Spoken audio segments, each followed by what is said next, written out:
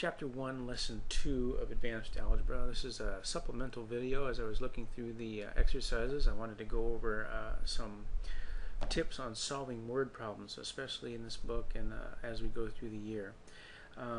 Many cases when students are attempting to do their homework problems, they tend to skip the instructions, and really the instructions really give us a lot of great information. So I want to take a look at some of that and how these will be set up throughout the year, and it will help you when you're tackling word problems as well.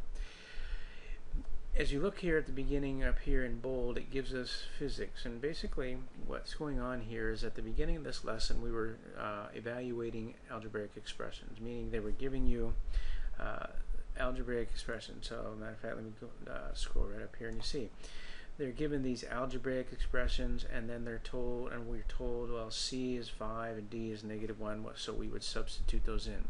When you come to the word problems, they're going to be simply an applications of that exact same skill, only doing it with word problems. So to skip the instructions is really to put yourself at a disadvantage. So let me tell you what they do and how the book is set up, and all the questions are like this, whether they're in bold or not. It says here that the expression is 16t squared, and so they're going to give us these models. They're going to give us this expression, which is a model, and these are equations where you substitute values in and they produce a number. Once the question gives you the model, which is the equation, it's then going to tell you what the model, what the numbers are that you get out of the expression, what those numbers represent. It's going to tell you what it represents, what in real life is being modeled by it, and then it's also going to give you the units, so you know what the measuring units are in a particular problem. And again, they give you the expression, then they tell you exactly what it is. So the 16t squared models, meaning this number that you get when you plug a number in for t, will give you the distance measured in feet that an object falls. So the number that is produced by this model is a distance measured in feet that an object has fallen. So as you drop an object, as time goes by, it drops, and this equation, when you put a number in for t, is going to tell you how far in feet that object is drawn, or fallen, excuse me. That's what this number will be when you determine what it is. The next thing it does then is tells us what t represents. T represents seconds after being dropped. So when you drop an object, you start the clock and you time it, and after any amount of seconds you can plug that number into this expression, and then the number that you get out, they've already told us, is going to be in feet how far the object has fallen. So the expression is given, and then it tells you what the numbers represent that you get out, and also what numbers the values or the variables represent, and also the units. And it's very important to recognize the units. It says t here is in seconds, so the only numbers or values that I can put in for t is time measured in seconds. I can't use anything else. I can't use minutes, can't use hours, can't use any of those. I have to use seconds because that's what this model is set up to do. You put in some seconds and it'll tell you how far the object has fallen. So the instructions tell us again, as a review, the model tells us, it will explain what the number is that you get out, what that number represents, and the units. And then it will tell you what the variables are and what the units are. And so then you know what to put into the expression, and then you'll know what the numbers are that you get out. Okay, so if you look at the next block of examples here, it says the expression 0.01e plus 0.003e squared gives, okay, so it's about to tell me if you put in numbers for e, what's that number that you get out, what does it represent? It says here it gives the thickness in millimeters of the insulation needed for a cable. Okay, so when you put in different numbers for e and then you evaluate that, it's going to give you a number. What does that number represent?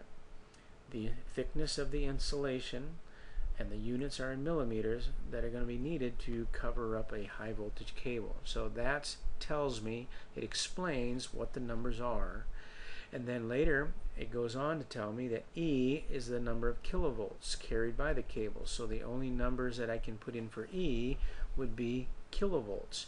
So then you'll notice it explains the entire problem to me, what the model represents, what the letters represent, My job now is just to substitute in the numbers where they go and get the numbers out and answer the question. And you'll notice at 13 through 16 here, all these numbers are just different kilovolts. They're just different numbers for E that they want me to put in and evaluate and get a number, just like you were doing up here, where you have an algebraic expression, you're plugging in an M and an N. The only difference is up here these numbers don't represent anything in the real world. In these problems here, the numbers actually represent or model something that's going on in the real world.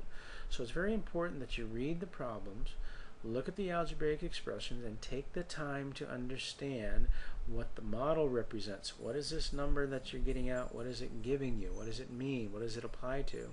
And then number two, make sure you know what each variable in the expression represents, because that's what goes in, or that's what gets substituted in for each one of those. So very quickly, let me give you or show you one more example here of the type of problem that you want to be able to look at. This one doesn't have any bold instructions, but it's the same thing. The expression 2.6y plus 107 models. Okay, so what's the number that I get out? This number that I get in when I put in for y, that number that I get out, what is it? It tells me models what? It gives me what?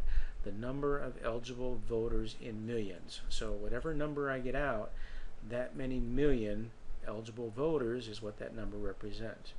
And it says in the United States from 1960 to 2000. So this model will only work with numbers from 1960 up until 2000.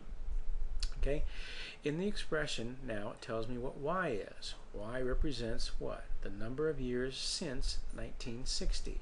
So the only numbers that I can put in for y would be numbers that represent years since 1960. So for instance, if I wanted to know 1968, how many years is that since 1968? 8. So for y, I would put in 8. 1972, that's 12 years from 1960, so that would be 12 I would put in for y. And then again, the number that I get out would be the number of eligible voters in millions that would be eligible to vote in the United States. So the key to solving these word problems and tackling these is making sure, number one, we know what the model is representing, what's the number that I get out, what does it mean, what are the units, and then understanding, number two, the variables that are in the expression, what are those variables representing, and then what are, number three, what are the units of those. Make sure you represent the units on both of those or know what both of those mean. Okay, so that should help you tackling those word problems. Don't skip reading the instructions. They're very important and give you a lot of great information.